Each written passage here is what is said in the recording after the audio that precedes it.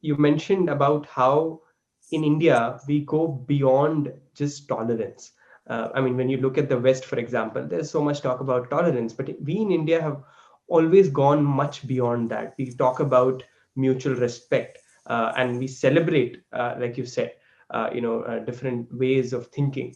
And yet we see a section of people, and be it certain political parties or the media, and it could be media in India or maybe even foreign media, they're very determined to paint India in a particular way, labels like intolerant, or there are so many other ways in which this is being done. So why does this happen? I mean, who, and more importantly, I think, who are these, forces, and, what is their agenda?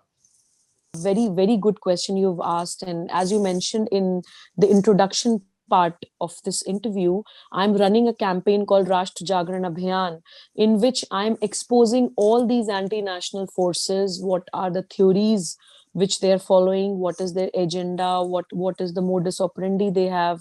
And I'm explaining these anti-national forces categorically and specifically, and I would like to cover them here also, not in detail, but I would like to name them at least. I have categorized these acidic substances or these anti-national forces in 6 categories. First anti-national forces is radical left and communists and their armed wings like Maoists and Maowadi and Naxalites. That is first anti-national force which is working against Bharat. Then the second anti-national force is separatist and terrorist movements which are being run in the country. That there are of two kinds.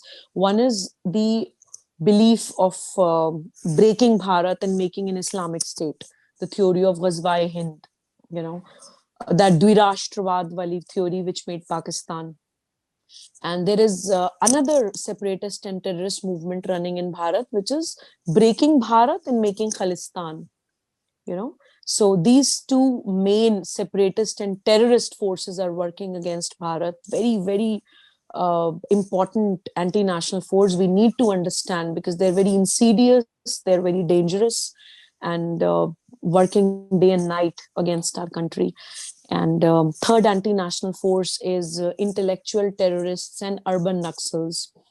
They are also very dangerous, Kamalji, very dangerous because they are suited, booted. They put their version in a very constitutional way, and they are very insidious. They try to. What do you say? They are just trying to take away the youth of Bharat away from India, and they tell us a wrong history, and they are sitting at all the important positions. They are in bureaucracy, they are in media, they are in academics, they are in politics, and very difficult to identify them, very difficult to identify them. They are intellectual and they know how to play with the psyche of humans, especially youth and kids and school going children of our country. So we need to understand those anti-national forces also who are actively running this campaign against Bharat. And I call them intellectual terrorists and urban Naxals. And then there is another anti-national force called international powers. There are many countries who are afraid of Bharat's glorious and Bharat's strong history, and they know the day Bharat will understand its unity and its actual foundation and ethos, Bharat will become so powerful, and nobody can stop Bharat from becoming a Vishwa Guru. So those international powers are also working very actively and very proactively against our country. We need to understand and identify and recognize those anti-national international powers also. And then another anti-national forces, I call them subtle conversion movements which are running in the country. They would not come on a horse taking that sword in their hands, but they are running that subtle conversion movements. They identify people who are weak, who are poor. They would give you maybe food or maybe listen to your problems, and on the other hand they would ask you or influence you or motivate you or pressurize you, even by using violence and many other ways. They would try to convert you. spreading their faith.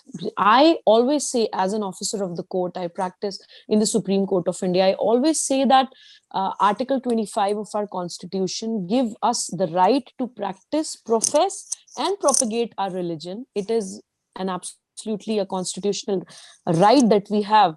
But if we manipulate and influence, and we try to just manipulate that right and use it against Bharat, that is happening. Many fundamental rights are being manipulated these days, which is wrong, and we must recognize it. By force you cannot convert anyone.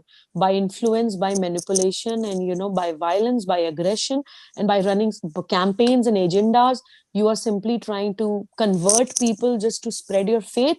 That is unconstitutional. Would be a very small term, would be like trivializing it. It is a very big threat which is working, an anti-national force which is working against Bharat.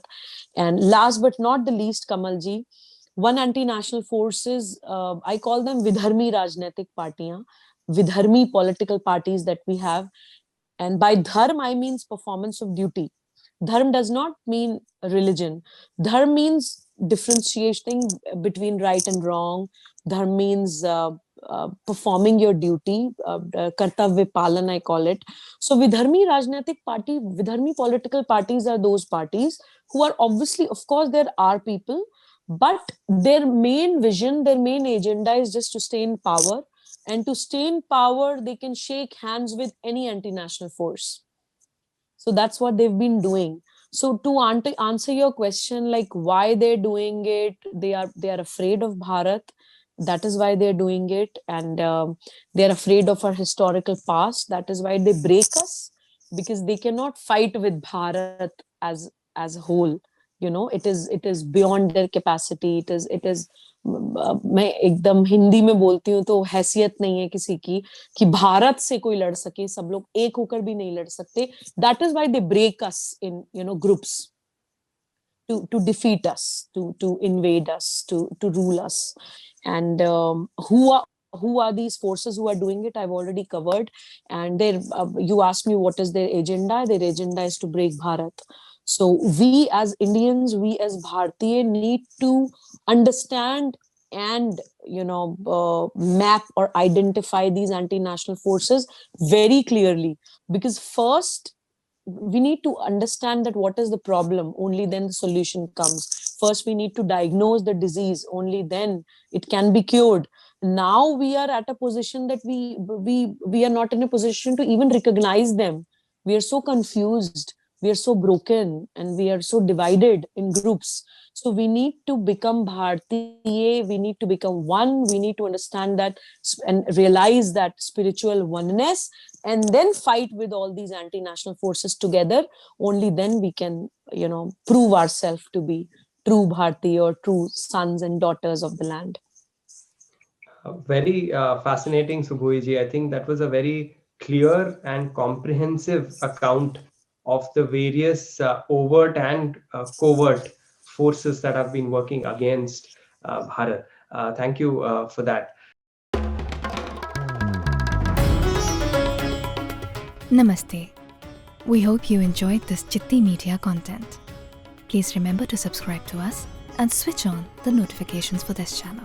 For our other social media links, more content, and to support our work, please visit citti.net. Dhanyavad. Namaskar.